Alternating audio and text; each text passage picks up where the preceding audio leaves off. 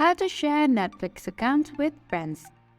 So first, make sure that you have updated or downloaded the latest version of Netflix. After you've done that, let's head to the Netflix app. Then make sure that you are logged in.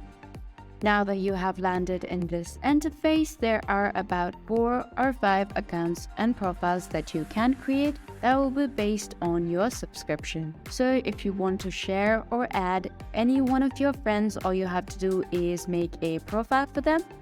So go ahead and click on Add Profile, type in their name, and then click on Save. Now here you can see that I have created an account for my friend. Now you may share it with them.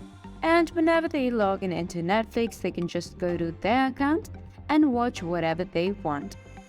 And supposedly you want to remove a particular account, all you have to do is click on this icon at the top right corner. This is the Manage Profile setting, and if you want to remove it, just tap on it and then go on ahead and click on Delete Profile. And if you want to add someone new, you can always go ahead and click on Add Profile. Hope I was able to help you out. Thank you for watching.